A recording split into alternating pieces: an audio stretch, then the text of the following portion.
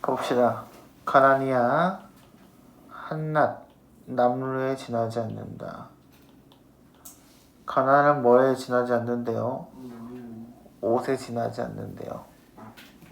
그러면 가나의 A, 옷의 남루의 B. A는 B란 이야기죠? 무슨 법? 오케이, 은유법. 저 눈부신 햇빛 속에 갈매빛의 등성이를 드러내고 서 있는 여름산 같은 여름 체크. 계절이 나왔네요. 같은의 체크. 지구법이 있네요. 우리들의 타고난 살결, 타고난 마음씨까지야 다 가릴 수 있겠는가? 뭐가 가릴 수 있냐고 물어보는 거죠. 마음씨, 타고난 마음씨. 그걸 가릴 수 있냐고 물어봤지. 네. 뭐가 가려? 살결.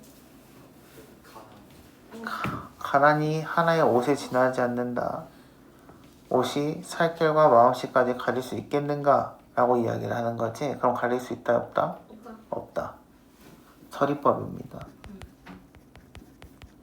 그래서 뭐가 가릴 수 있다 없다, 뭐가 가릴 수 없냐고 물어보면 뭐야? 가난이 다가 아니다라고 이야기를 하는 거지. 이해됐나요? 그래서 가난은 옷이라고 이야기를 했기 때문에 그냥 거칠에 대한 이야기가 되는 거고, 나머지 본질적인 것들, 살결에 지는 살결 이런 걸로 표현을 한 거죠. 청산이 그 무릎 아래에 질환을 기르듯 질환은 이제 땅에 있는 풀과 난초들에 대한 이야기입니다. 우리의 동그라미 화자가 드러났네요. 우리의 새끼들을 기를 수밖에 없다. 기를 수밖에 없다의 밑줄. 이게 바로 뭐예요? 운명에 대한 이야기입니다. 목숨이 가다가다 농을 쳐 휘어들어오는, 그치? 오후의 때가 오거든. 오후는 진짜 오후야.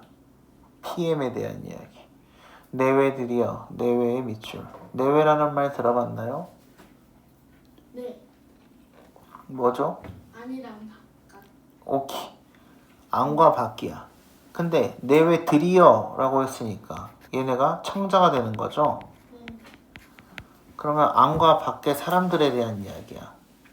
안사람 바깥 양만 들어봤죠? 네. 그럼 뭐에 대한 이야기야? 부부에 대한 이야기지. 네. 부부라고 적어주세요. 부부여, 그대들도 덜어는 않고 차라리 그 곁에 누워라. 누워라의 밑줄. 뭐예요? 명령입니다. 어디 곁에 누우래? 그 곁에. 그 곁에 누우래. 그 곁이 어딘데? 네. 아니지. 그 곁이 어디야? 더러워.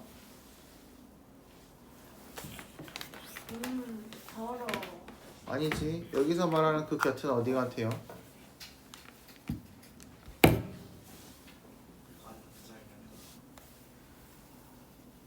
청산이 기르듯 그럴 수밖에 없다 라고 했으니까 청산 옆에 누우란 이야기죠. 이해됐나요? 청산 옆에 누우란 이야기입니다. 지엄이는 지아비. 지엄이가 누구냐? 자기는 엄마. 지아비는 지애비야? 네. 노노노. 괜찮아요? 지엄이는 아내. 아. 저번에도 설명을 했었어요. 지아비는 남편. 지아비는 남편을 물끄러미 우러러보고 우러러본다의 밑줄.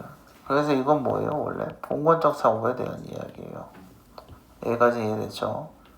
남편을 추앙하고 남편은 아내의 이마라도 짚어라 라고 했으니까 어디 아파? 하는 거니까 뭐예요? 배려에 대한 이야기죠. 짚어라의 밑줄, 명령에 대한 이야기입니다. 어느 가시덤불 속 쑥구렁에 놓일지라도 가시덤불이야. 가시덤불의 체크. 좋아, 나빠? 나쁘겠지. 부정적 시련에 대한 얘기죠. 시련. 쓱구렁이 놓일지라도 가정법이죠.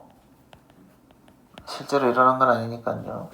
우리는 늘 옥돌같이 지구법 호젓이 묻혔다고 생각할 일이고 청태라도 자옥이 끼일 일인 것이다. 그래서 푸른 이끼라도 자욱하게 끼일 일인 것이다 라고 되어 있습니다. 그래서 이 서정주의 무등을 보면 무등은 무등의 밑줄, 이것은 무등산이라는 산의 이름이에요. 그래서 그 산을 보면서 느낀 것에 대한 이야기죠. 나와보겠습니다. 가을 연기가 가을의 계절 써주시고요. 자욱한 저녁 들판 저녁의 체크 시간 써주시고요. 상행열차를 타고 평택을 지나갈 때 흔들리는 차창에서 너는 너의 동그라미 청자죠. 문득 낯선 얼굴의 밑줄 여기서의 차창에서 발견한 너는 낯선 얼굴을 발견한다 그랬죠? 낯선 얼굴은 누굴까요? 차창은 자동차 유리창이야. 누가 있을까? 운전자. 다시 생각해볼까? 보수. 아니, 너 유리창 봐봐. 유리창 봐봐. 아, 나 오케이. 그래서 여기서의 문득 낯선 얼굴은 나에 대한 이야기죠. 너에 대한 이야기예요. 너가 유리창에 비친 너를 발견하게 될 것이다 라고 이야기를 하고 있습니다. 그것이 너의 모습이라고 생각하지 말아다오. 생각지 말아다오의 밑줄. 보세요. 유리창에 들판을 달리고 있어. 거기에 나의 모습이 있어. 그럼 나는 누구와 함께 있는 거지? 들판과 함께 있는 모습으로 보이는 거지. 아, 이해됐나요? 네. 근데 그걸 네 모습이라고 생각을 하지 말래. 여기까지 오케이? 이해했어? 왜요? 이제 그 뒤에 나오는 거죠. 오징어를 씹으며 화투판을 벌이는 낯익은 얼굴들이 네 곁에 있지 않느냐? 뭐하고 있어 이 새끼들? 뭐하고 있어? 도박한다. 도박하고 있어. 황혼 속에 고함치는 원색의 지붕들과 잠자리처럼 파들거리는 TV 안테나들. 안테나가 파들거리나요? 잠자리처럼? 지급법, 화류법이 쓰였습니다. 그러면 봐봐. 들판은 자연이지. 원생의 지붕과 안테나와 화투판은 인간 문명에 대한 이야기죠. 이해돼? 그러니까 뭐에 대한 이야기야? 현대화에 대한 비판이야. 납득이 되나요? 네. 흥미있는 주간지를 보며 고개를 끄덕여다오. 그럼 너네 생각해봐. 화자가 말하고 싶은 거는 진짜 끄덕이지 않았으면 좋겠을까?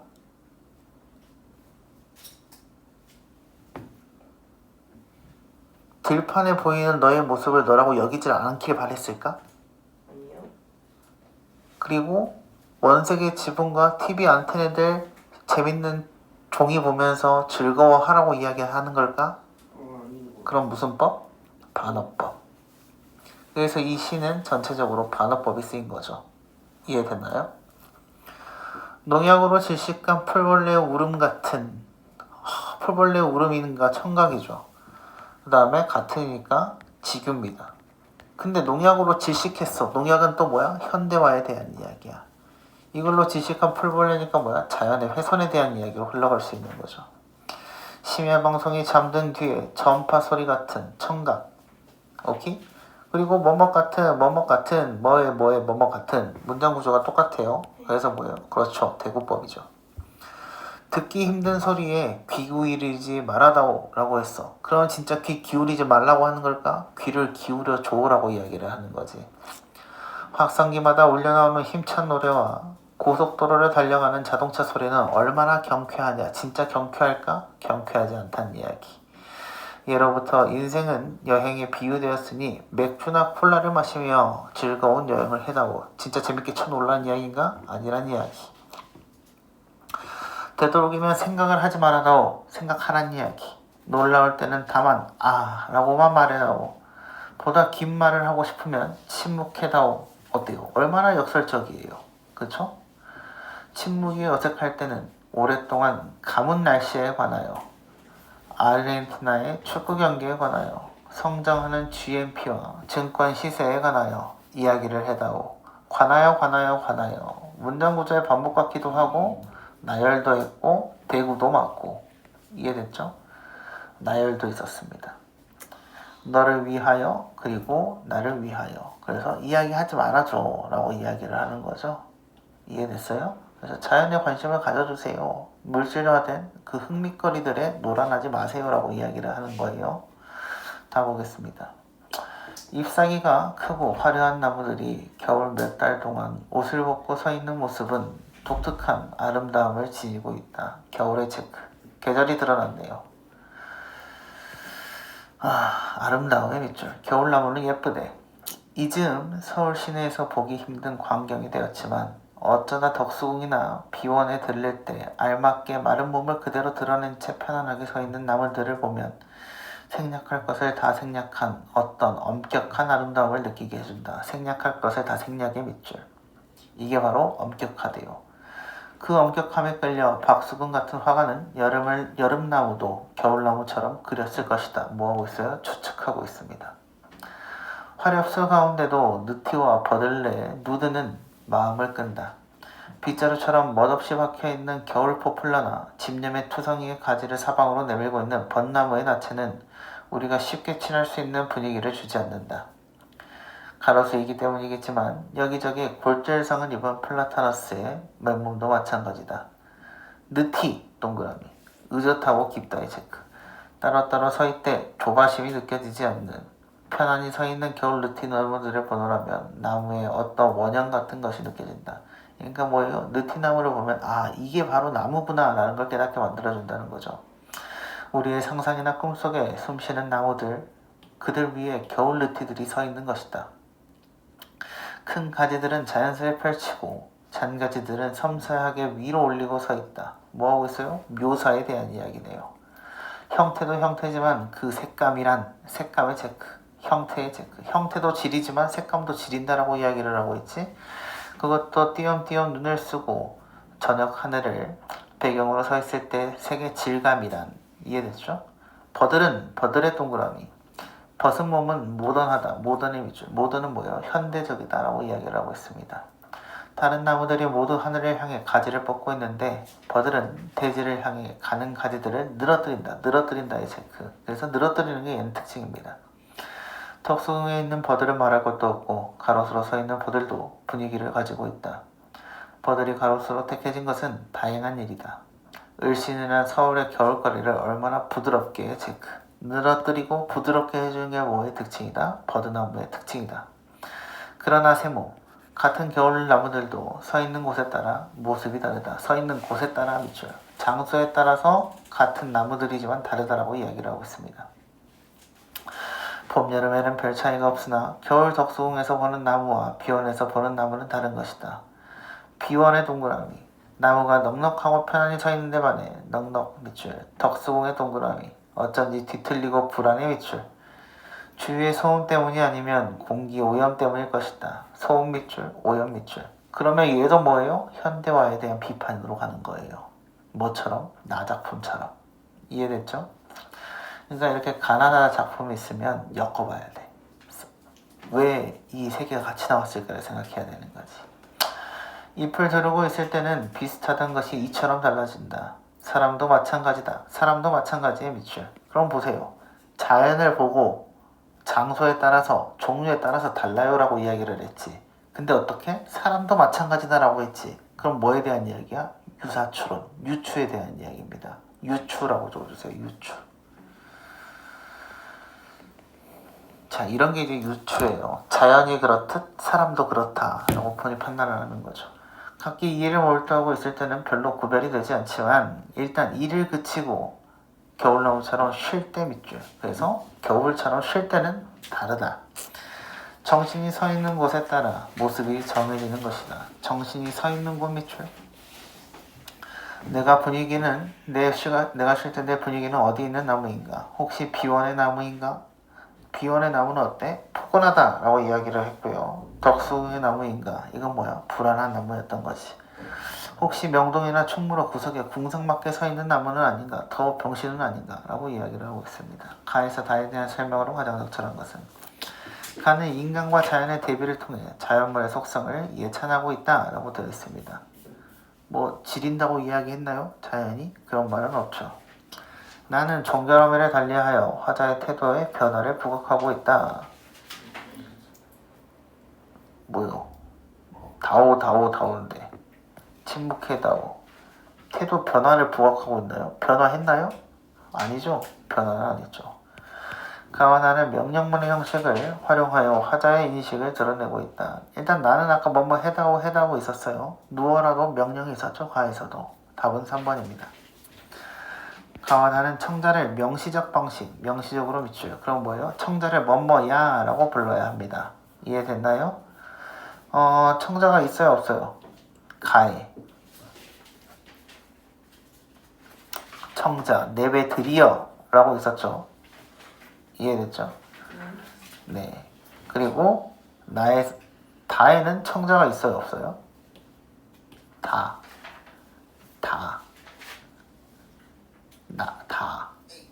있어요 없어요? 없죠? 네. 물어보긴 했어요 맨 마지막에서. 근데 누구한테 물어봤어요? 나한테 물어봤어요. 이해됐죠? 그래서 4번은 틀렸고요.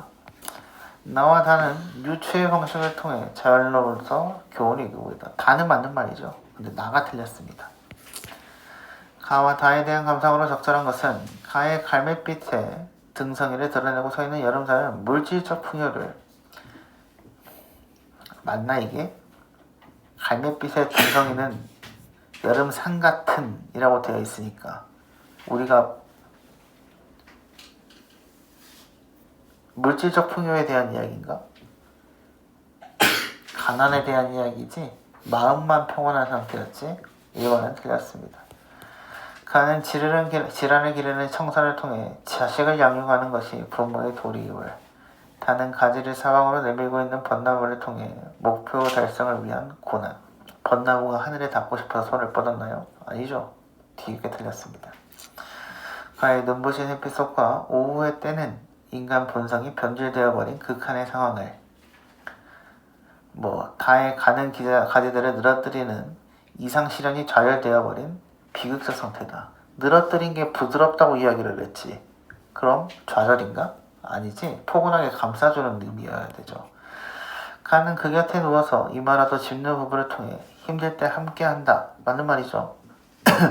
다는 넉넉하고 편안한 비원의 나무를 통해 답답할 때 위로가 되는 자연의 소중함이다. 자연의 소중함을 드러내고 싶은 건가요?